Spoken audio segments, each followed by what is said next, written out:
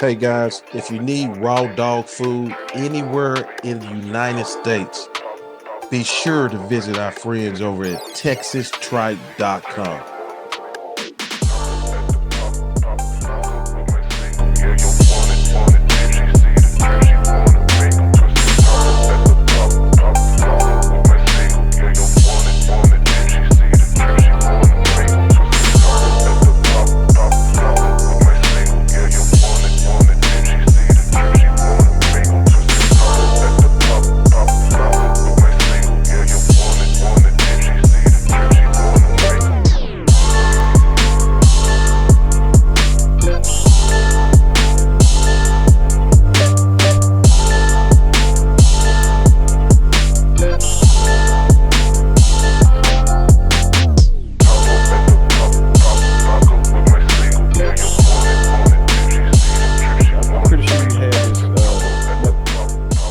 What does it feel like when you get that dog that always produces better than himself? He might not be the, man, that's why I tell people, man, yeah, here's the deal. I've met people along the way that had such high standards for what they considered breed stock. They never fucking had a litter. They never got to it. You know what I mean? And I'm like, I've taken a dog that, and not to say that he should have never been bred, but he wasn't even in the top 10% of his peer group.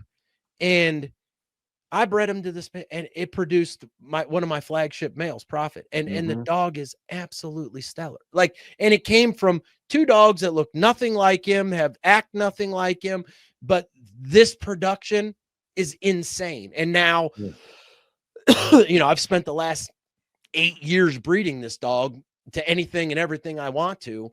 And he's been pretty consistent. I can tell you to this right now exactly what you'll have, what faults that he'll throw here and there, and what you can expect on inversely, like what are all the positives to the breeding. So, so at some point you almost have to try shit. Like you just have to try stuff. Yeah. And some things are going to smash out of the park, and some things are just gonna be like, ooh, okay, yeah, all right, well, let's see what goes down here. I mean, I remember I think it was 2019. I put these two dogs together, and it was a 3-2 breeding. And in my head, this was going to be a grand slam. I mean, it was just going to smash the world. I was so stoked. She had 12 puppies, and there was a lot more variation than I ever expected.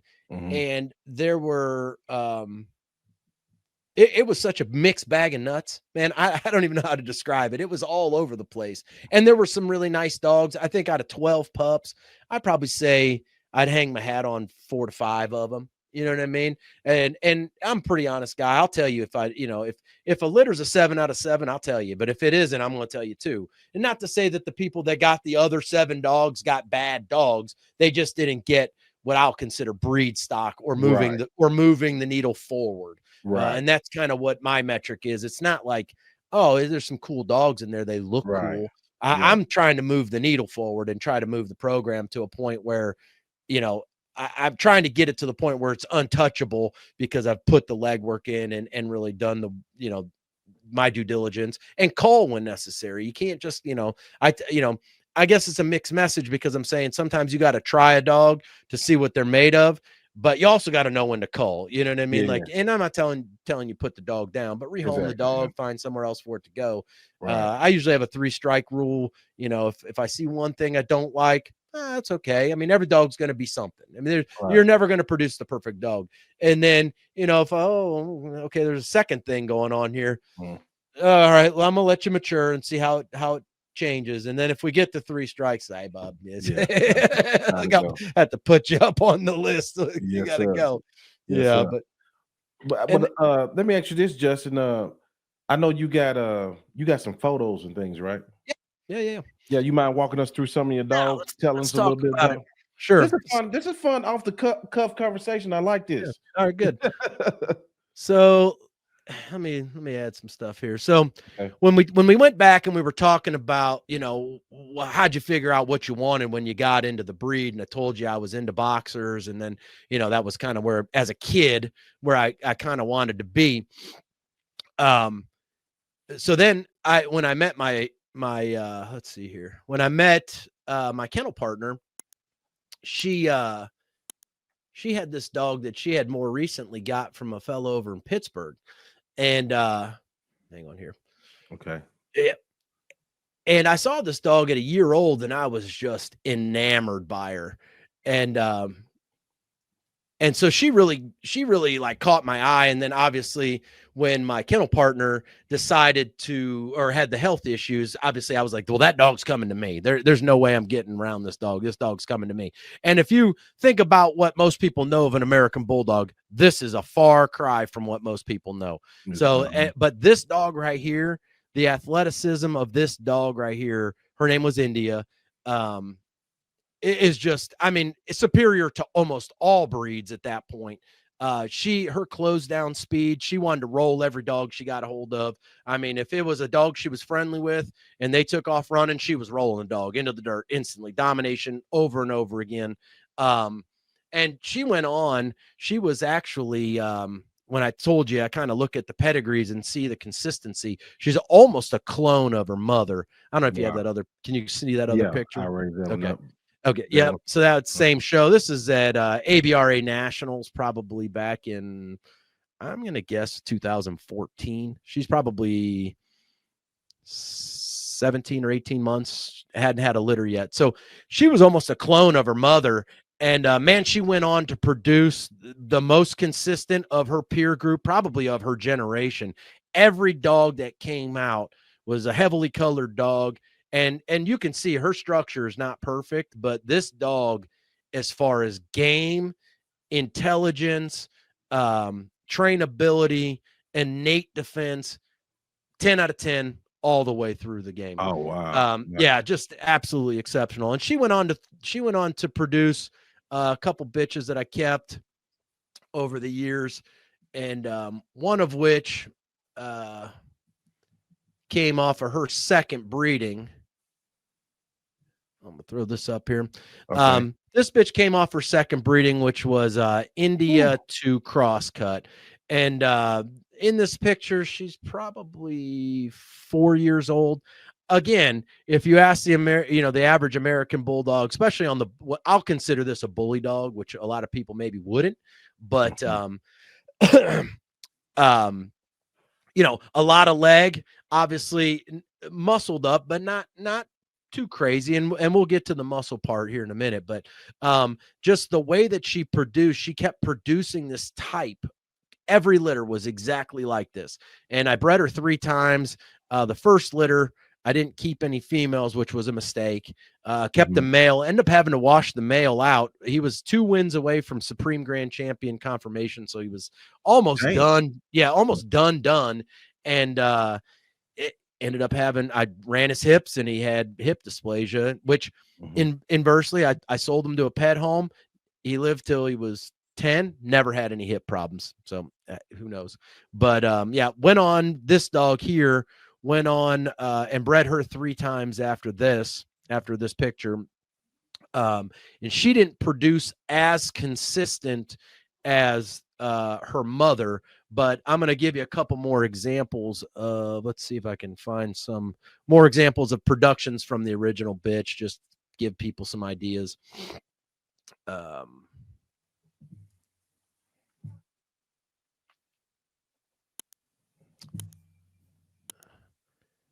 Bear with me for 1 second. Oh no, you good, So bro. this is one of my males that I have now. Okay. His name's Rico. He's a little fat in this picture, but this is off of that first dog, India, and you can see that the type is there. If this is my house dog, so he's a little on the chunky side, but it's the same thing over and over. Intelligence, same thing. Innate defense, super social animal, really down to run. And the one thing about this line, which I call my graffiti line, they can run, they can do 12, 12 miles without even thinking about it. They Oh, do not wow. gas yet. No gas, full nares, no rattle in their breathing, just super clean dogs. The conformation, truly the structure of the animal, is the only thing that lacks in the show ring. But when we go back to the conversation of function, this dog functions at such a high level. It's like, well, are these dogs really supposed to be this structured if this dog's producing that high level, but you're telling me it's supposed to be like this? You know, you gotta weigh what your program's all about. So, Exactly. so this dog actually bred the last two dogs that we showed, which is this dog to the one before, and that produced so this dog here is in India son. The female before, Jamaica's an India daughter, so they're half brother, half sister. I ended up breeding them together, and ended up getting this. So it's inbred on India, and then both males. I don't know how to articulate this. So I bred Jamaica to, or I bred India to Crosscut and India to Kingston. Those two males were half brothers. So bringing this breeding together was it's a 3-3 and a 2-2 breeding combined. So it was very genetically tight. Right. And it produced this dog, who's an up and coming stud of mine. I'm going to show you the younger picture of him when he came in and he was all cut up, and then I'll show you him more matured. So that's him at about 13 months. You can see how this genetics is just running right downhill. The consistency, especially now that I've inbred on him, the consistency is so clean, and I'm getting a little bit better structure, cleaning some stuff up. Obviously not super heavily muscled, but thin skinned. Another dog that can run for, 6-10 hours, really just never has a quit in him. And then him a little bit more mature now. His name's Banksy. Banksy. Banksy. Okay. His name, or this is him from this last summer. So you can see he's matured now. His head's gotten a little wider. He's now in the house as well, so he is getting a little softer. But but he's a good dog. And if you could zoom in, which I know the listeners maybe can later, but if you can see the size of this dog's nares for an American Bulldog, it's insane. I mean, he is wide open, and that's, when he gets running, they even get more opened. So it's pretty impressive. So that kind of runs down the Graffiti line. I mean, I got a million production pictures that people can see on my Instagram, so I'm not going to bore everyone with that. But so this is one line, and that's this is now, 3 generations deep of that blood and highly inbred. So he's going to be in the fold next year when I go back. I'm going to do 2 outcrosses this year and then go back into breeding this stuff again back to itself. Just get the infusion of the new blood and then go back to building back to what I want truly. Just piggyback off some of the structure stuff and the temperament and the intelligence of the other animals that I'm using for the outcrosses. So the outcrosses is on your own yards? No, right? No. I'm going down to Maggie's. I already did the breeding. So I went down to Maggie's and bred Jamaica's. It's a Jamaica daughter. So I'll back up again. So you've seen the Graffiti line. That kind of is one side of my stuff. And then we talked about Prophet. Now, Prophet's my flagship dog. He's gone viral. He's gone viral a handful of times in his heyday for his overall physique, which is much different than this side of my dogs. So we'll start with this, I guess, just to give that pop and wow factor. That's a 3-fold picture of him. Yeah, that's a 3-fold picture of him at probably 16 months there. So he matured very quickly. Heavy striation in the legs, the just everything about him's insane. And he throws this day after day after litter after litter. And so this dog was kind of an anomaly in the breeding that I did. And just so happens that this dog has gone on to continue to produce over and over again. I'm trying to see if I ran out of tabs. So wow. Trying to see if I can. Yeah, he's a beautiful dog. Yeah. Let me see if I can. Okay, here we go. Flexing them back muscles. Yeah, yeah, and I'll be honest with you. Here's a picture of him. This is probably him at 8 years old, and he's still that way. This is him at 8 years old. I mean, he's still yoked to them. He's just, yeah, he's a great dog. Very serious dog though. Like he's a one handler kind of dog, if that makes sense. He's not. He respects me, but everybody else can piss off. He don't care about anything else. I'm trying to find a little bit more of his structure. Yeah. Yep. So that's him a little bit younger, obviously been scrapping a little bit. And then he went on to produce some really nice dogs. One of which was the 2021 NKC Dog of the Year. And you'll see the consistency and it takes a little bit more digging. I can't say that he's like India where every dog he produced was the same. But when you do some of the digging, you can see, actually, I got a comparison picture right here. Gotcha. So you can see this dog went on to be the 2021 Dog of the Year. You can see it's the same dog, but he's a little bit bigger. Kruger, the dog on the top is named Kruger. He's a little bit bigger. He's not as game, but he does do some bite work and stuff. But he's just basically the same dog with a different paint job. Right. And then from there, Prophet has gone on to produce. I'll show you the bitch that I have now. That I have bred right now. She's due in 4 weeks. Where'd you go? There you go. Let's see. So I'll give you the pop factor first. All right. So you got a litter due in 4 weeks, you say? Yeah, I do. Okay. Oh, did it come through? No, I don't see anything yet. It gave me a little picture, so let me hang on. I'm on some of these early ones. Yep. If you can get them off there, because what's happening is I'm going to do it a different way. Okay. Let me see. Kick from the studio. No. Oh, yeah, I got him. I got him from my side. Oh, okay. Okay, cool. Yeah. All right, here we go.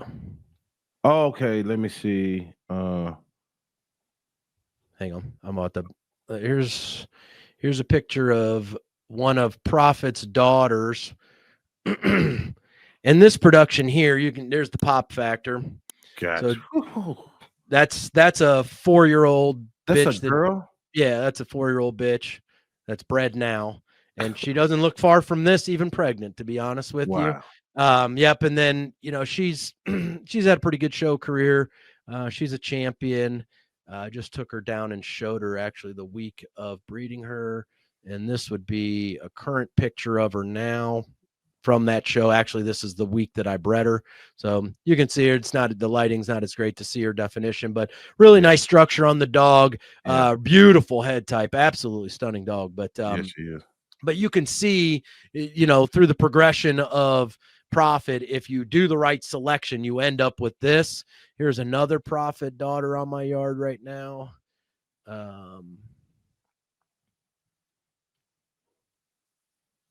This dog's name's Lemon. She is, I'll give you the pop factor first.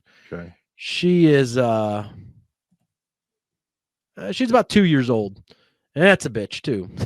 So So you can see, and the one thing the listeners need to understand is that like this muscle compared to that Graffiti line, this sells dogs. Don't get me wrong. Ain't no one going to turn a dog down like this. But this, if you're a real true purist and a sportsman, this dog is not going to go as long as those other dogs. Those other dogs have muscle, but you can see that it's not as heavy. And not that these dogs are like heavy in poundage, but providing oxygen to all this muscles, is a whole different machine. And then if you want to see just this dog's kind of aesthetics, find a good picture of her here.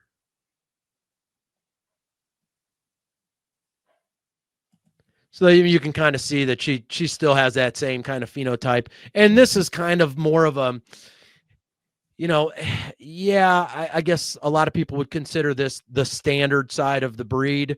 But really they're built hybrid. So, I mean, you're not going to get that heavy muscle without the bully side of the pedigree. But, through selective, basically pheno hunting puppies through selective process, you can work your way down and and get dogs that just look like this over and over again. So obviously you can clearly see where the other side of my dogs is. And with that, I'm trying to think of what else I got on here that's informative and cool to see. This dog's mother is a bully dog. Her name's Annie. And she's a dog that I did not produce. She's inbred on a dog named Bronco. Bully bitch. But you can see if you take Profit, that heavily white muscled up male, and breed it to a heavily muscled up female, you just kind of consider, the outcome is going to be this. And that litter moved on to have a ton of muscle. It wasn't a super consistent litter as far as the type is concerned, but the structure and the muscle of the dogs was really nice. This is probably a little blurry, but it's a cool picture all the same. So yeah, I mean, me out there flirting these dogs. I mean, you can see the condition that they're all in. Yeah, so that's kind of the two sides of the breeding program. And yes, I have mixed them together, and I've kept basically when I mishmashed them together, I got some that look just like the Graffiti line, and I got some that look just like the Profit line. I don't have. Well, I might have a couple pictures of some of my younger pups. They just turned a year, but so I bred when I mixed the two bloodlines together. I got in here somewhere. I got a lot of dog pictures, man. What do you feed your dog? Well, I was a big time raw guy for years, and then I went through a divorce. And then money got a little tighter. And so I was feeding Victor for a long time. So this is when I blended the two bloodlines together. This is a young pup. She's probably 6 in this picture. She's a lot tighter, and actually her rear. This dog does not look like this anymore. She's actually a lot more muscled up like the other dogs because she's matured now. But I didn't put those pictures on my computer, unfortunately, the more recent ones. But so I got this pup, which takes after the Graffiti line, and then I got this pup that took after the Profit stuff, which is the Reggae line. And this is a young pick. She's probably 4 months in this picture, but you can see a lot more nose. You can see where this dog's headed. She's also tightened up quite a bit going into the summer now. They're starting to shed some of that winter weight. Not that my dogs get really heavy outdoors, but this one is also matured quite a bit. I took her down to the show and she did pretty well. Really beautiful dog. Not totally great structure, but there's enough there to work with. I love her game. Like, she has got prey drive through the roof, and she wants to roll. That's what I'm telling you. Like, these genetics, they roll downhill. She wants to roll other dogs. Like, that's what she wants to do. Like, that's her whole mentality. She comes out seeing red. She wants to roll dogs, not fight them. I'm not saying she wants to fight them. She wants to dominate them. She just wants to roll them. Every time they want to take off running, she wants to roll them. But to go back to your question, because I got off topic, I was feeding Victor after I got off the raw, which I still do supplement with some raw, but not a lot. And then when Victor went through the recall, I went over to Next Level, which was the originators of Victor. And man, I've had really good success with it.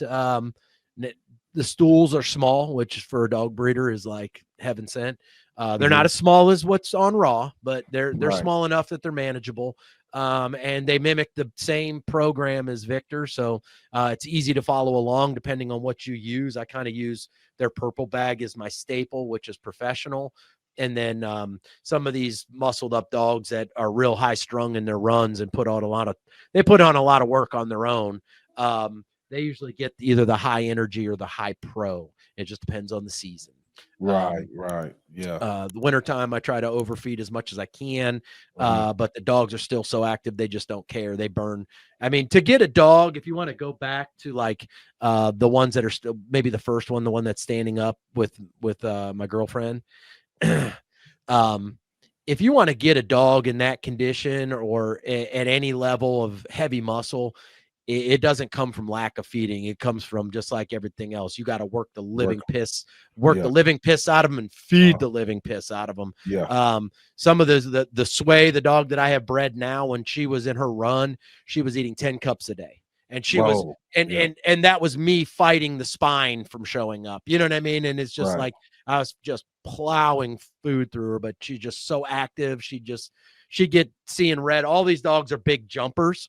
So they all congregate and just jump all day, and then they go back and forth and they jump all day. So I mean, they just don't stop. It's just like a prison workout all day long, and then I get home and work them again. You know what I mean? So it's like, okay, well, I guess we're just going to do it. And they'll be foaming at the mouth before we even get started working because they've been doing it all damn day. And depending on the time of the year and the temperature. If it's hotter out, they usually settle down, but in the cold, man, they stay pretty fresh. They want to keep doing it. Yeah. So they work themselves. Yeah. So, I mean, and, I guess I'll throw up a couple productions, just some kind of notable productions, I'll say, stuff that I didn't keep on my yard, but maybe I have access to. This actually, let me see here. People love these visuals. They're going to be eating these up. Yeah, well, there's some nice dogs I'm about to show you. So this is a male that I produced out of Stella and Ghost. Let me get some of these off our screen so we can keep moving. And then beautiful dog. Honestly, just absolutely incredible type. Looks really nice, not too bully, not too has a, I always look, I like that balance. I want to have a nice rear end, that big rear end. I don't want the head to get more typey than this though. Right. I just feel like it starts to fall off there when you get into trying to get too bully, I think. This is another young male I produced. He was probably a year in this picture. Okay. So, I like to maintain that bully look. I do like you can clearly tell it's an American Bulldog. But I don't like it to be so extreme that they're, rattling or anything. This was the dog that I told you I ended up washing out. Here's his head, but I ended up washing him out because of his hips. But this was off of the Graffiti line, direct India son, built just like his mom, Supreme Grand Champ, beautiful temperament, went on to live a long, healthy life. Unfortunately, I think he had a heart issue later on in life and ended up passing away. But he went up to live with an older gentleman who liked to run and walk all day. So they put in the miles. This is a dog I produce and still have access to. Tito. I might actually use him next year. Tito. Tito. Obviously, you can see really well built, moderate muscling. I probably can't tell from this picture, but really good long nose, good breathing, great temperament. And then this was a dog I produced using one of my studs with a guest bitch that I whelped the litter. Another, classic American Bulldog, really nice Daily type head type, which Daily is a bloodline that this was mixed on. Obviously, you can see huge rear end, great drive, good power. Really nice dog, like really, really, really well built dog. Actually had perfect structure, most things considered. He was a little long in the thigh and a little short in the hock, but that was my only complaint with the dog overall. I might actually have a picture that shows that just in case people want to see what I'm talking about. If I can catch it quickly. I saw you, but I didn't see you. Oh, there it is.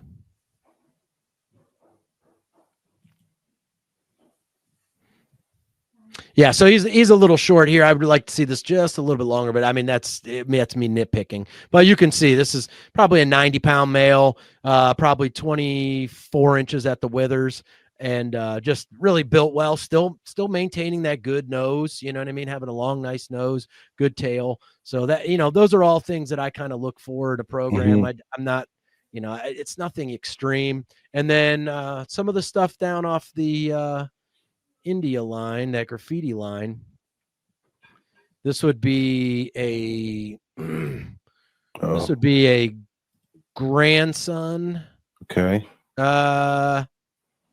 Great grandson to the India, that Graffiti line. A little more bully head type on that one.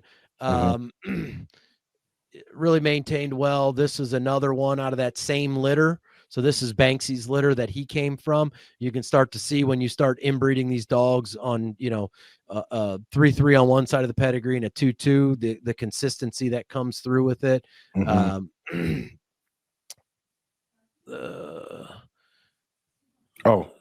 I see it. Yep. So that's off that inbred litter. So you can start to see how consistent it is. This dog here is in India. This was out of her first litter that I ever had. Again, same type, dead ringer, the whole nine, the whole package is the same. Heavily colored, heavily pigmented, which is a struggle in American Bulldogs.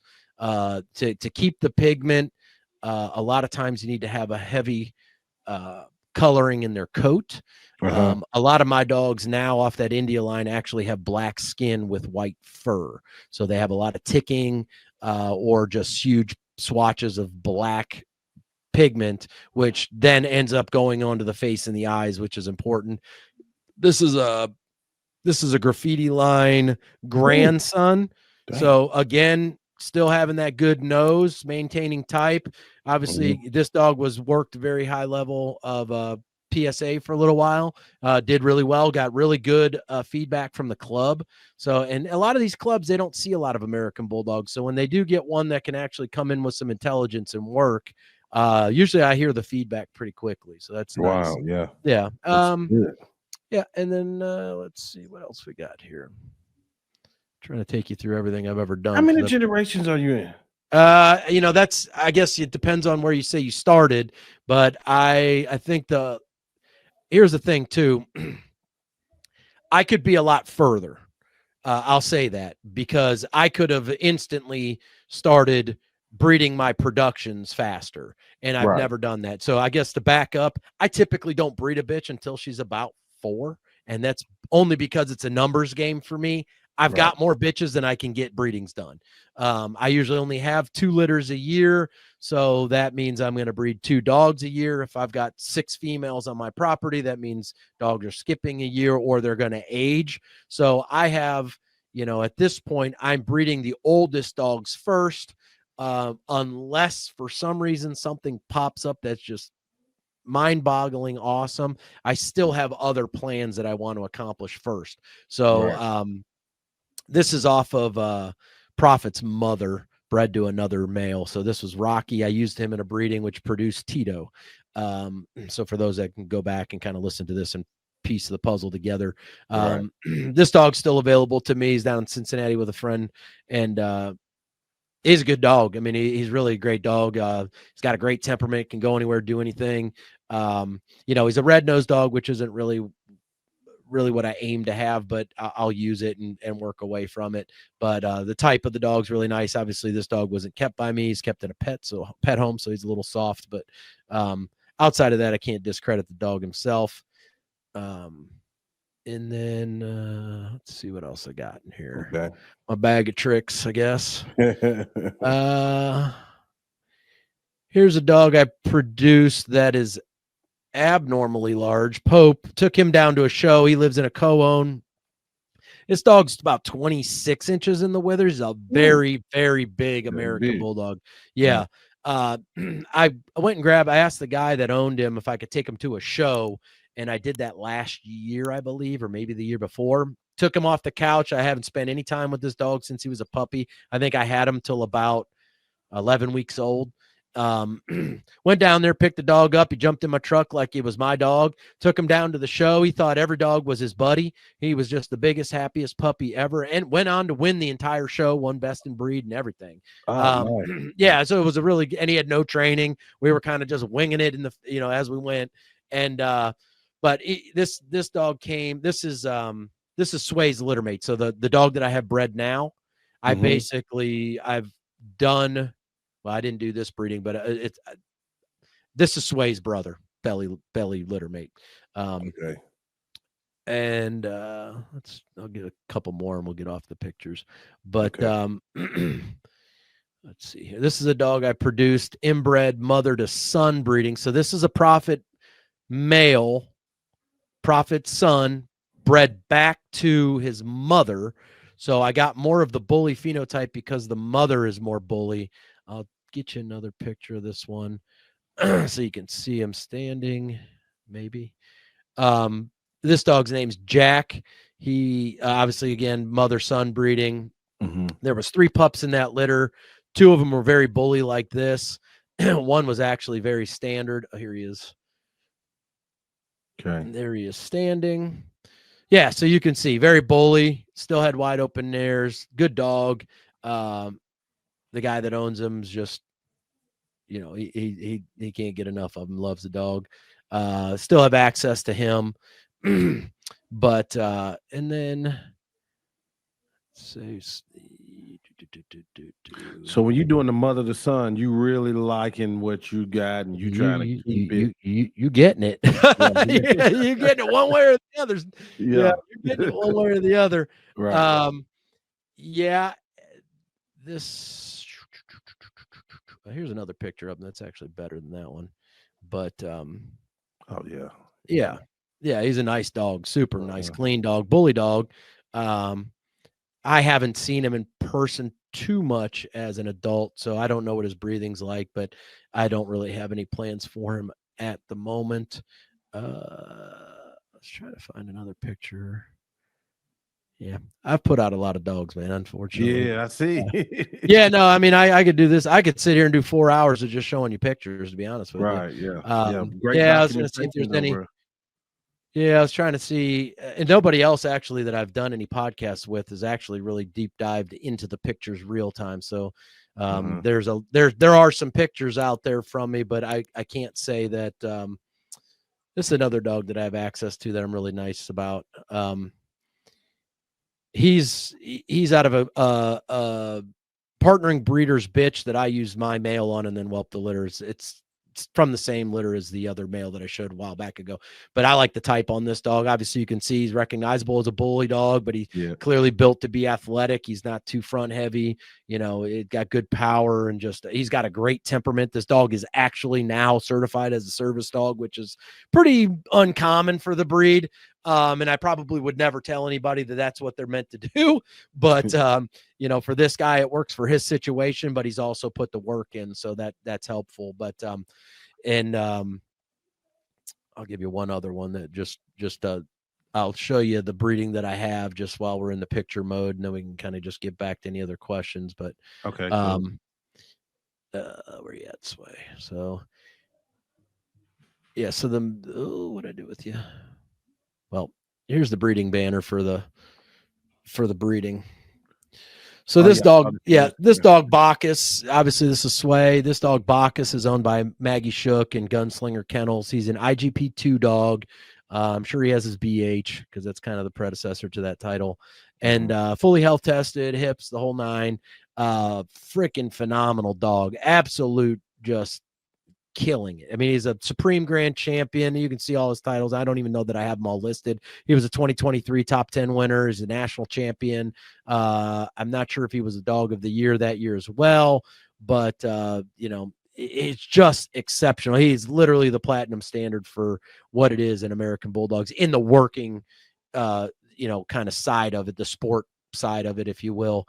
He's not a couch potato, heavy, big bone type of just, he's not that couch trophy. He's a real dog. He's a real dog. Serious dog, hits hard. Obviously, I think she's probably going to go for his IGP3 this year, which I think he has a capability of doing. For those that don't follow along the Schützen line or whatever, but that title is composed of 3 things, which is the bite work that everybody loves to see, a good strong obedience, and a routine that's kind of set with that, and then scent work. So they actually have to track and do all that stuff. So, you know, this right here is going to clean up some structure stuff that I wanted to get put back into that profit line, and then just keep on piling on the intelligence. I mean, you can't have too smart of a dog. And I think a lot of people honestly kind of don't think about that stuff. You know, I mean, they just, you know, from a working standpoint, if you're a true working kennel, you know, Mckee, for example, Mckee has put out a lot of Supreme Grand Champions, but she doesn't always have, those dogs aren't always IGP 3 title dogs. You know, she can get so far with them, and then they kind of wash out. Maybe they're not enthusiastic about it, or one of the 3 things is lacking. So for her, it's a numbers game. She can just move on to the next prospect and get into, you know, and find that Bacchus, that next Bacchus. And she had a dog before that, Roman, that was pretty successful. So, you know, she's competing at a high level and doing it with these dogs based on just doing it day in, day out, cutting her losses where they are and moving on with the better dogs. But doing that generation after generation is just imprinting these dogs genetically. You know, I mean, these dogs are going to naturally take to those kind of things. When they see that pillow for the first time, they don't even know why they're upset. They just want to get down. You know what I mean? And that's what I need a little bit more of. And you know, and it's a pay to play. You know what I mean? Even though we have a relationship, this is a monetary thing for her, and it's you know, inversely is a step up in my program. So you just got to go and get it done. If you want to be the best, you go to the best. That's, you know, I remember, you know, a funny little quick story was the time that I took Pope and won the entire show. I was standing there with a gentleman. He was from the South somewhere, and we were standing there, and he said, "Justin, you know, one of these days I'm going to get in the ring and I'm going to beat you." And I was like, "Yeah, you are going to beat me." I said, "You know how you do that?" He goes, "How?" I said, "You come buy a dog from me." And I said, well, "Go in there and compete against me with my own stuff." You know what I mean? But it's a kind of a silly story, but at the end of the day, it's the damn truth. You know what I mean? If you want to be the best, go to the best. If you want to try to, if what you think is your goal is to take mediocre dogs and turn it into a great program, and that's your goal, you can do it. It's just going to take a lot of time. And you better have a lot of experience. But the fast pass is, you know, get your foundation set up with the phenotypes that you like. Make sure the pedigrees are consistent, that you can get some probable cause out of it, and then go find the dogs that are doing the damn thing at the highest level and work your way into that. You know what I mean? It may take some time to get friendly with that breeder or that handler, whoever has the dog, but spend the time and nurture that relationship, because at the end of the day, that's your cheat code. You know, that's the A, B, up, down, left, right. You know, I mean, that's it right there. It's just, you got to get into it and figure out, okay, I got to bypass this. I got to get back into being the best. And this is, you know, this is a super breeding. I mean, even Mckee will tell you that, you know, this bitch is exceptional. She'll put most males to shame. You know, as far as how it's going to blend, it's time will tell, but you know, it's an outcross. It's probably going to produce really well. It's probably going to have some really, really, really nice puppies. And what I do with them from there is up to me as the breeder. You know what I mean? How I can work it from there is the next piece of the puzzle. But as far as like what the dogs are going to throw, they're going to throw some damn nice dogs. I'm pretty excited about it. If you can't tell, I don't get excited. I mean, I won't say that. I get excited about doing every breeding because they're all well thought out for the most part, but this one is the next. This was a little crazy, as you can see. It's not crazy. It's fucking legit. No, it's a good breeding. You know, and I all I can do is hope for the best. And you know, we all pray to the bull gods that the whelp goes smooth, and she's a good mother because she's never had a litter. Now her mother was a good mother, and her mother's mother was a good mother. So you know, that's also something for people to pay attention to. You know, if you're going to go and buy a female prospect puppy, first thing you need to be asking is, how was the whelp? How was the bitch? Did she take care of him, or was she out of there in 2 weeks and didn't want nothing to do with them? Was she clean mother? Did she not clean up after him? All that stuff is on the table, because if that stuff rolls right downhill with that genetics. If you get a bad mom, bad temperaments, all that stuff it just trails right through, and it sucks when it does, because then you bred a bitch. I've done it myself. I produced a bitch that's exceptional, bully dog. I'll shoot you a picture of her, but okay. And this was the dog that I thought I was going to have that grand slam litter. Well, not only did the litter not necessarily turn out the way that I wanted to, but she was just kind of a shitty mother. A great dog, but she hated puppies. So it's like, well, fuck, I can't really breed you again if you don't like puppies. Right. She doesn't even like puppies from other litters, let alone her own. But you can see bully phenotype, really, honestly, if this dog was exceptional, and I wish she would have thrown more, or I wish she would have been a better mother, so I could have kept moving on with her. Here's a picture of her side by side with one of her litter mates, probably at 1 or 2 years old, but just to see. Yeah. These were the only 2 females in that litter. I should have kept them both, to be honest with you, because they're both damn nice dogs. But needless to say, she just wasn't a great mother. So it's like, well, shit. Now now that's done. We're not fucking with that anymore. Right. But you gotta play with it, and then you ask your questions, and for people that really want to get into breeding, it's more than pedigrees. Yeah, there's a lot. I mean, the trenches are where the work's at. And if you don't like worms, and you don't like cuts and blood, and you don't like dog shit, and you don't like all the things that you don't like going out there every single day, no matter what the weather is, you don't like the heat, you don't like the cold, don't get into this. This is, and if you want to have a real breeding program, and I don't talk about this too much, but if you want to have a real breeding program, you got to have dogs. I mean, it ain't 2 dogs. It ain't 3 dogs. I mean, you got to have some dogs. You got dogs that you're using. You got dogs that are on the shelf. You got dogs that are prospects.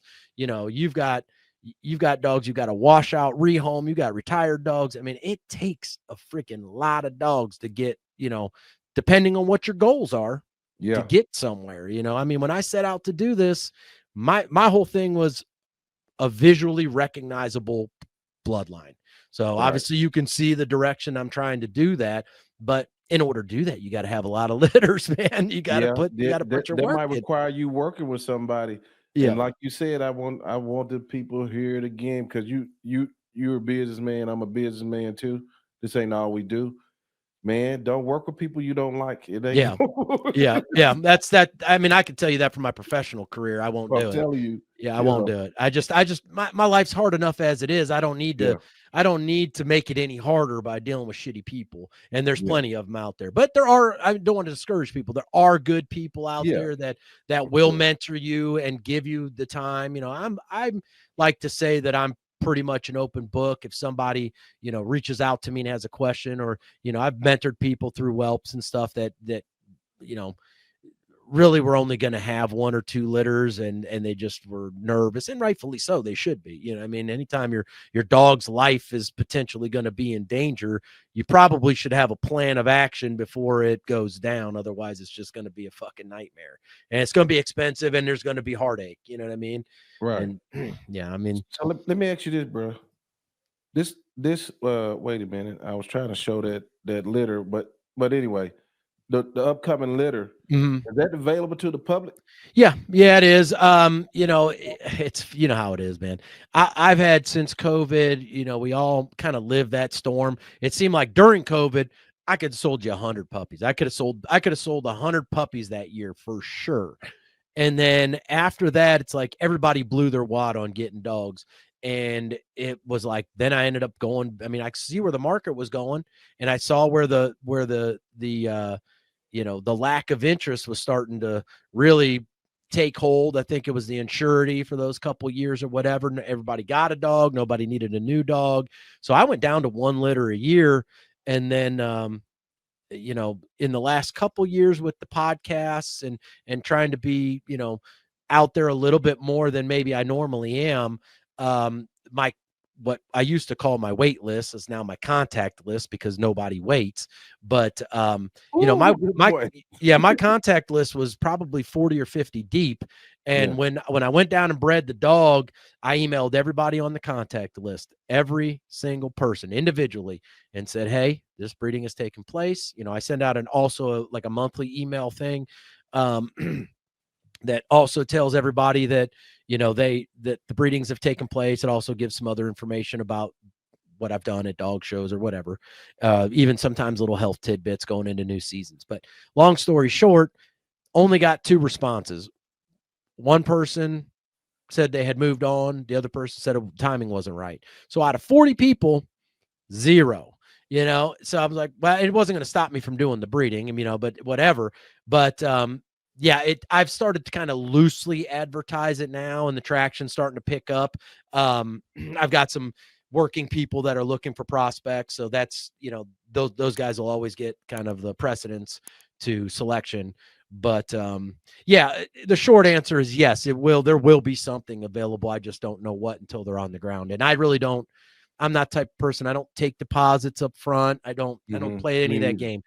When the puppies are 1 week of age, I'll take your deposit. Yeah, because then I know what I have. I have my sexes. I know they're healthy. Usually if something's going to happen, I'm going to see it in that first week. But yeah, then from there on, you know, then I kind of hone in on it. And what I've kind of figured out over the years is either there's only 2 types of people. They're either on board with you from the day you ever said you were going to do the breeding, and they stick with you and they ride the tide, and they usually have the higher picks, or it isn't until the puppies are 6 or 7 weeks old and they actually look like something that you'll get the rest of them kind of picked up from, that no man's land of like 1 week to 6 weeks is just no man's land. There's nothing to show. There's nothing to talk about besides colors, you know, and I don't breed for color, and I'm not going to produce certain colors for people just because they want it. That's not my game. I'll take them all white. I'll take them white and brindle. I'll take them white and red. That's it. Like, I don't want anything else. I'm not into the dilutes or any of the other stuff that people have done even within my breed. I don't know about yours, but you know, the dilute game is a whole different ball game. People think they get something special. Yeah, I mean, they think there's something that, oh, it's rare. No, it's not fucking rare. You just made it. Like, it's like you took something else and you bred it to it, so you got that color, and now you're trying to pick the phenotypes that look most like your breed. Like, that's whatever. But you've been involved in the breed 30 years. I'm gonna get ready to wrap it up too, because I've been holding you a while. Yep. You've been involved in the breed 30 years. The fad breeders. Listen to my words, y'all. I said fad. Yeah. Do you see a trend of that they come and go, but they probably do a lot of damage along the way? Damage, I don't know. No, I don't think there's damage, because I think most of the people that you're talking about with maybe the 3 to 5 year lifespan, they come in, they produce 1 or 2 litters, and those litters go to friends and family and the occasional pet home, but nobody is buying them for breed stock. So I don't know that there's damage. Now, where I see the damage being done is when somebody wants to reinvent the wheel and make something that wasn't there before, like it's something new, you know. And in our breed, and this is very, you know, very controversial, if black American Bulldogs were even a part of it, or, you know, there for a long time you didn't see many black American Bulldogs, and then all of a sudden there were a few, and then all of a sudden they were new, so they got more popular, and then people started breeding the black dogs, and then when you start breeding blacks and you have a dilute, then you start getting these other colors. Start introducing red nose to the black dogs, you start getting these chocolates and all the, they give all these fucking names, lilac, chocolate. I don't subscribe to none of that shit. None of it. I mean, I am a purist at heart. I want a white dog, white with brindle patches, white with red patches, preferably with black pigment. And it's not about the paint job for me. I really don't care. But it's funny how always a dog gets snuck in there. It's yeah. It's like, oh, well, this one's rare. He's seal. Like, oh, okay. So you bred a Vishla to your fucking Corso, and now you have seal or whatever. Yeah, I don't know that, but whatever. Yeah, but where I see the damage being done is that these people they gang up in little cliques, like you said. One person reinvents the wheel, the others jump on the bandwagon because it's new. And that's where the damage gets done, because then it gets extended out for 10 to 15 years. And there's other good dogs that weren't colored that get left behind. And now we're left with are these colored dogs, and I've seen that there's a group of guys down in the South that are close and buddies, and rightfully so, but they have, they started with red-nosed American Bulldogs. So now everything they have is red, and they're breeding red to red, and they're losing more and more pigment, which is eventually going to lead to other health issues. And again, now you've got a whole corner of the United States with just red-nosed bully American Bulldogs. We're actually at a point now, when I think about it, there's not a lot of black-nosed American Bulldogs on the bully side of it to choose from that are quality dogs. So it's like you're almost going to not have it eventually, in theory. So I think the damage gets done when the cliques form and they all start to jump on that new bandwagon. And they don't stick, and people want to argue and defend and do whatever, which color's just one thing. I mean, there's other, I can even talk about type, and people keep breeding more and more mass and more bone. And it's just like these little pocket exotic dogs that can't even, like, I literally saw a video the other day. The dog's legs were so short, all it did was kind of hop. It couldn't like move its legs. I was like, what are we doing here? Like, I mean, you might as well, at some point they're going to be so screwed up, you could just keep it in like an aquarium, like a lizard. You know what I mean? It's like, what are we doing? I don't know. My dog would pick that dog up, shake it 2 times, and keep moving, never even think about it twice. Dude. Honestly, it's comical. But yeah, I mean, I think the damage is done in the cliques, to be honest with you. I just think you get one guy, it's like a cult. You know what I mean? One guy has a vision, and then he takes the next 5 closest buddies of his and he embeds them with that vision, even though it's not what it should be. And then it branches from there, you know what I mean? And it just grows like a virus, and they just take off in this one direction. And then they all get to the end, and the dogs aren't any healthier. They're not really what they're meant to do. It's really its own breed now. You know what I mean? It's just like you've done something so radical with it that it's just become something totally different, where, I don't know. But I will say this, in the American Bulldog world, the variance in type is huge. Somebody could tell me right now that I don't know that they have an American Bulldog. I literally have no idea what it looks like. None. It could be a heavy bully black dog, chocolate dog, or it could be almost a pit on the other side, like literally almost a pit on the other side. Barely any fur, thin fur, I mean, just like a totally different dog.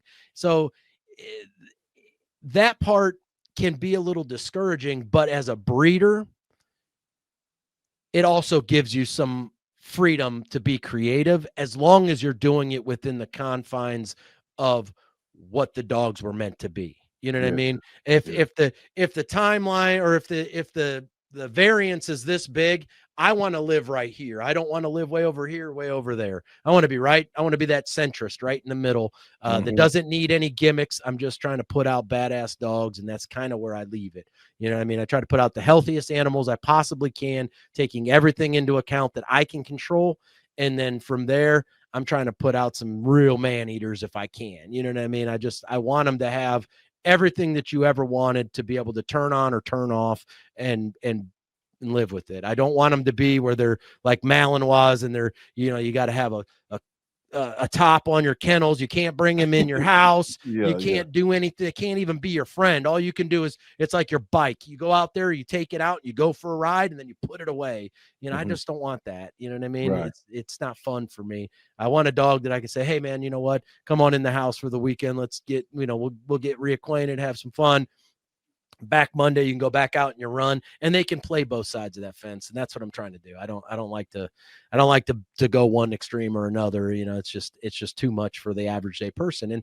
And the more you drive down one lane, at the end of the day, you're just eliminating your customer group. If you're only building super working dogs, that there's only 5% of the population looking for that, you know. And if you're only building pets, well, that's fine for most people, but you know, I try to find something like, well, I'm not a working guy, but you know, there's a high probability there's a couple dogs in here that could work, you know what I mean? And they can go on and work with them as prospects. And I'm not selling you with the dream that this is the next IGP3 dog, you know what I mean? Right. I'm saying it's on you, buddy. If you want to jump on this litter, that's on you. Here's the background of these two dogs. There's going to be some dogs that are game and want to get down, and it's for you to figure out which one it is and go work it. I mean, that's it. There you go. Understood. Yeah. Hey, brother, how does the public get in touch with you? Well, that's a good question. So Instagram's where I'm most active with the dogs. So Instagram at Centerbulls, and it couldn't be any simpler. Centerbulls. And then my website is centerbullkennel.com. That has everything from all my current dogs. It has every breeding I've done since the website has been in existence. Wow. And it has productions of every breeding I've done since the website's been on. And then it has a huge health section, which is, it's a little older now, but my viewpoints haven't changed. I know we didn't get really talking about husbandry and stuff like that, but there's some real good information about raw vaccinations, kind of some other stuff to consider when you get into dogs. And then obviously it has everything. Yeah, there's a contact page on there. You can get a hold of me. I mean, those are the two major places. Facebook, I really don't have a dedicated dog page, and I really don't post a lot there. If I do, it's more just for my friends and goofy stuff. So it's not really the dog thing, but if somebody wants to get a hold of me, find me on Instagram and message me, and I'll get back to you. Cool. Hey, let's come back. Let's talk about some husbandry. Yeah. I'm down for that. Cause I mean, I think we talked about it earlier. I listen to dog podcasts just to see what the old timers do in their yard. You know, I've picked up so many damn little tricks of the trade, even whelping or feeding, or, you know, I have my own system that I run with, which is a culmination of a million different people's input. So, you know, that's interesting. And it really does help the average person that's going to get back into keeping a lot of dogs. I tell you what, make sure your wallet's fat. That's where you need to start. That's where you need to start. If your wallet's fat, you can get it done. If your wallet's not fat, you know, get you one dog. All right. Yeah, there we go. Hey, man, I appreciate it. Hey, yeah, man. Hey, this was a great introductory interview. I loved it. I love the visuals. I appreciate I'm it. like, I'm hyped up, dude. Got microphones, headphones, got to know how to work the computer and everything. It was great. I was just on cruise control tonight. Yeah, easy enough. Well, we'll do it again. Let me know when you want to get back on. We'll chat it up. All right, bro. I appreciate it. We'll see Thanks, y'all guys. next time. Yeah, same.